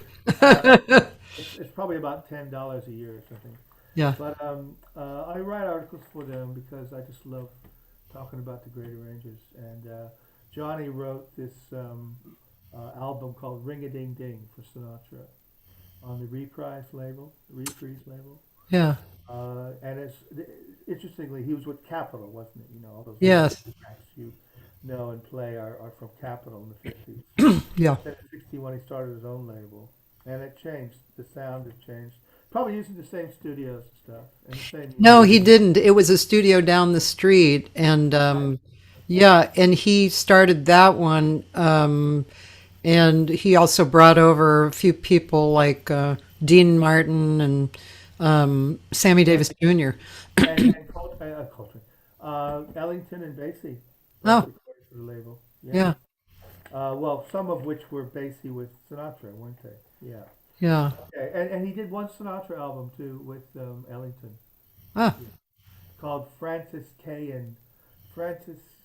What was his middle name? Duke. Francis Albert. Oh, Uh, Francis Albert and Edward K. yes, right. There in Japan, I'm sorry, in Japan there's a small club called Alberts, and it's dedicated to Frank. Yeah. So anyway, the magazine is good in as much as it talks a lot about other singers and other bands besides Sinatra. Yeah. Okay, so it's not completely wasting Frank on every page, you know. Yeah. So I thought I'll write a article about Johnny's collaboration with Sinatra, you know, and so I wrote it. It's only about 300 words or something, and you have a copy of it. But at the time that I worked with Johnny, it was in the early '90s when Natalie Cole was making all those great albums, and you'll remember that Unforgettable won the Grammy, didn't it? Yes, absolutely. And Irving Gordon, who was a composer, he showed up and collected the Grammy. Can you believe that? Old guy, from the '40s, Yeah. shows up at the Grammys and collects the the statue, the hardware. Wow. So I was quite interested in the album because obviously Johnny Mandel wrote it. This one called Ring a Ding Ding. Yeah, yeah. And I talked about the way he arranged for Sinatra, which is very different than the way Nelson Riddle, Gordon Jenkins, Billy May, Don Costa, who were his main arrangers. Those are names I'm sure familiar to you. In what way was it different? Well, it's okay if I just read like a sentence from the article. Absolutely, sure. It'd be better. Um, his arranging approach is distinctly different from that of Riddle, May, Jenkins, and Costa, the stable of four horsemen who contributed the lion's share of charts for Sinatra throughout the years. Mandel's backings were very rhythmically punctuated and more active in the style of Marty Paich, another celebrated West Coast arranger of the time, and those that wrote for Count Basie, like Thad Jones, Ernie Wilkins, and Cy Oliver. One wonders if Sinatra found Mandel's writing a bit too busy. Who knows? Many of Frank's LPs for Capitol featured the trumpet obligati of Harry Sweets Edison, cheekily serenading his vocals. The featured obligatist on Ring was studio jazz trumpet player Don Fagerquist, whose somewhat lightish sound coupled with his sweet and pixie-like lines were just the job as a foil to the voice. So I think Johnny wrote like a big band arranger of the 40s, very busy and rhythmic backing. And when you think about it, the other arrangers were more kind of submissive to Sinatra. You know what I mean? I don't mean submissive, but like Yeah, they let him lead the way. I Yeah, mean, Billy May was exactly the same generation yeah. as Sinatra, and he grew up in the same bands. And the other guys were slightly younger, but they were all from that really almost. The singer is out front at all times, and Johnny pushed Sinatra, I think, because he pop pop pop pop, and Sinatra. The whole album is medium tempo swingers. I sent you a track which you don't have time to play called "Easy to Love," which is a gem. Check out "Easy to Love." That is a gem. Do you sing that song? You must. Sure. Now, was that your arrangement? No, no, it's That was a Sinatra. yeah, and so many people have arranged that song for singers. Yeah. And I think just an interesting point as we wind down the thing here. "Easy to Love" started out as a ballad, didn't it? Did it? I think it's slowish. It's Cole Porter, obviously. Yeah. A lot of songs that you sing, medium tempo, started out as ballads. Oh, yeah, like More Than You Know, but I always sing it Okay. as a ballad, but a lot of Oh, people do it. Yeah, oh, that's sacrilege to I do think that. so too. I don't even like "Body and Soul" as anything but a ballad. Yeah. Um, "Body and Soul's been done in every field. Did you ever know Bob Florence? Sure. Well, do you know he did a wonderful arrangement of "Body and Soul" for big band, which you probably heard. I don't know if you ever heard his big band play. Or... Well, I have several of of his CDs on him, and I'm not sure. I haven't really remembered or retained Body and Okay, that Soul. was a while ago. He died a good 15 years ago. Did you ever go hear him at Catalina's? That was one of his big. Yes, I've heard him a number of times over the years because a lot of friends of mine were in his band, and Yeah. it was happening. I was, a lot out there. No, I just mentioned it because he does a big band chart of "Body and Soul" that It's everyone gorgeous. loves. Huh. From all the way from England to Oh, Siberia. I mean to Korea. I wanted to tell you something. I wanted to tell you. You probably know this because you're well informed about this kind of stuff. But the last time I did see Johnny, we were talking. A pianist and I, Bradley Young, were talking to him about his record with Shirley Horn, and he told us that he started by listening to Shirley Horn and the trio, and then he arranged from there. And also that the way he arranged was he wrote out every note. That is so incredible. He had to go through all that trouble. He Yeah, talks but about that on the album liner notes, I think, yeah, or an article, but it doesn't matter. He talks about the painstaking effort he went through, yeah. and that would drive me crazy. I mean, I've done a lot of big band transcriptions, which is very winning and rewarding, but it's just really hard. It's like you trying to transcribe a vocal solo or something, or put words to somebody's solo, like remember "Twisted," that sort of thing. Well, that's an easy one compared to some of the other ones. Ba-da-da-da-da, ba-da-da-da-da. It's like a blues tune. That's a pretty easy one. I do several other ones like Don't Get Scared and Yeah. Jackie O. That's a little more challenging. And Sounds like a Miles Davis tune, maybe. yeah, Jackie O. And those were, again, those lyrics were written by John Hendricks. Well, actually, wait a minute. No, it's Jackie O. Well, Twisted was written by Annie Ross. Jackie O. That might have been Annie Ross too. I can't remember. I thought it was a Miles tune because he wrote a few tunes that he named after Jackie McLean. You see, Jackie. Oh, well, maybe it was, but I mean, it was a solo, obviously. Yeah, I mean, as far as Mandel, He was one of those guys that kind of wisely got out of playing and started writing full time when he was in his, about mid 20s. He Yeah. played all the brass instruments. He played the bass trumpet, Oh, trumpet, trombone, all sorts of stuff. And he just had these great songs in him. I mean, Shadow and Time for Love are like some of the greatest songs in the world. And so he made his money writing, the MASH theme, which is his least favorite song. That was the one that made him the most money. Because he thought it was a silly, stupid song, which it kind of is. Ba da da da da da da. But wow, hello, all those TV revenues. Did you know? Didn't he live on his own point on Malibu or something? yeah. He lived. Well, I'm not sure about Point, but he definitely lived over there. Yeah. Quite a nice area, yeah. Yes. Beautiful, beautiful area. A rambling house, no doubt. Yeah. I never went, but I think it was a large house because he had his caretaker living there too, and Sure, sure. yeah. Well, he came to New York a bunch of times when I knew him, and it was in the early '90s to attend the Grammy Awards. And then he'd come over to well, you'll see it in my article. He'd come over to the jazz club after the Grammys and hang out, and hear the band. There was a great singer led a band called David Allen, who might be someone he's died now, but he's a very interesting singer. Mm. Johnny did some albums for him. Do you remember hearing about the Boyd Rayburn band in the '40s?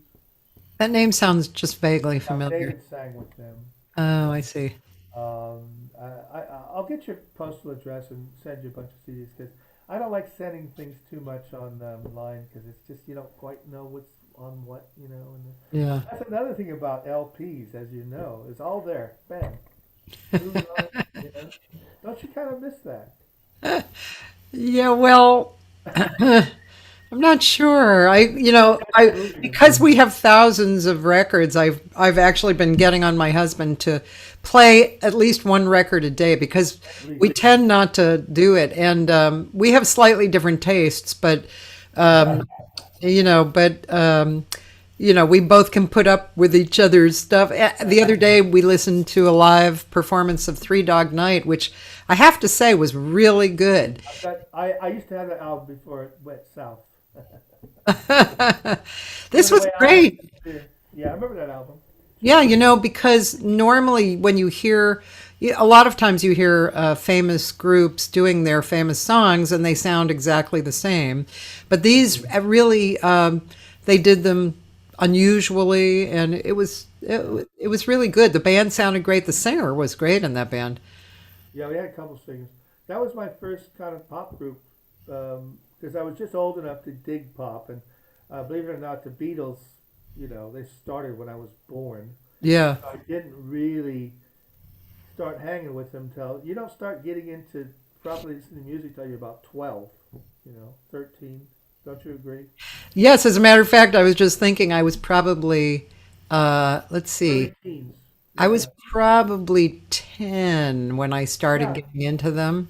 But it timed out that when I was getting into music, because my sister, who was really good at picking good albums, she was a year older, she got me turned on to Steely Dan, Yeah. incredible, uh, Nilsson, Uh-huh. Yeah. Yeah. this guy from Holland called Klaus, some band that was in Holland. Prog rock. I don't know if you remember Yes, a band called Yes. Sure. Of course. See, we're in the same. What about Carole King's "You've Got a Friend"? Did that Oh, knock yeah, out that was big knock for out me. six? That And what was about big. James Taylor's James Taylor, "Sweet Baby James Rayburn"? Taylor was huge in my life. Of course he was. Remember the cat on the front cover of Tapestry? Yep. The cat. I remember. You couldn't do that online. You couldn't do that on CD. Uh, No, albums are definitely like something to hold and look at. And as you were saying before about performing being visual, a record is that has a lot. Not only does it look a certain way, but records like that bring us back to that period, right? Those feelings and, artwork, the colors, the yeah, patchouli oil. Remember patchouli oil? sure. But there was a really not great movie about starring Diana Ross about Billie Holiday called "Lady Sings the Blues." Sure. Came out in '72, Yeah. and I remember seeing it, but I was too young. I had to, you had to be over 8. Yeah. Anyway, I got the album later. There's a two album, it's like a double album, and it's great. But I don't think Diana Ross was the right person to play Billie Holiday. I don't know if you have an opinion on that. Yeah, I haven't seen it in so long, but I wasn't a huge fan of that movie, but maybe that was why, because Diana Ross was a little unbelievable in that part. Well, the fact is that it was one of the first jazz movies, so you have to give it credit. Yeah. But it was a very, very sad portrayal of Billie Holiday, who we Yeah. all know had a very sad and difficult Yeah. life. Well, The other movie that was similar to that, and I'm sure you've seen it and have heard plenty about it, is Bird, made by Clint Eastwood. well, that was a great movie, actually. I liked that movie a lot. Yeah. Well, the music was incredible. Oh, yeah, it was great. Well, Frank, I better let it's you get some dinner. You get probably ready for your lunch now. yeah. Well, actually, I have a student actually coming to my Oh house. gosh, I hope he's not late. Hey, I really enjoyed this, Kathy. Really, I enjoyed speaking with you very much. It was really fun. Nice to talk to you. and I'll send you some music and stuff. You can. You're welcome to these charts. Thank you. And That's work for really, it. It's so cheap to do that now because of email. yeah. There's something good about email. Okay, well let's talk again. Really enjoyed it. Thank you. Me too. And ladies and gentlemen, I'll be back on Monday with Moira Smiley, who's a really incredibly talented singer. She's not exactly a jazz singer, but very creative. And I actually saw her do Billy Child's gig that he did of the Laura Nero project, which was quite complicated. She sang every song fabulously. She's really a very interesting artist. She'll be on Monday. Gina Eckstein, Billy's daughter, she's a great singer, and she'll be on Tuesday. And Wednesday, Allison Wedding, another really wonderful, wonderful jazz singer, extremely subtle and beautiful. See if you can get her to sing "Stone Soul Picnic." Okay, she'll probably sing a little bit of it. Thanks so much again. Have a great weekend. Okay. Thank you. You And too. I'll see you online or somewhere someday. Okay. Okay. Happy New Year. Happy New Year to you, sweetie. Okay. Bye bye.